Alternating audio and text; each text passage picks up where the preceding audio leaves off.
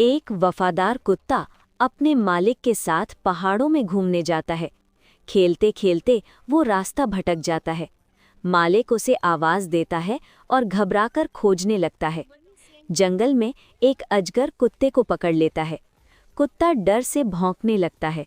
उसकी आवाज़ सुनकर मालिक वहां पहुंचता है। वो हिम्मत दिखाकर शोर मचाता है और लकड़ी उठाता है। डरकर अजगर कुत्ते को छोड़ देता है और भाग जाता है। मालिक कुत्ते को गले लगाता है और दोनों सुरक्षित घर लौट आते हैं।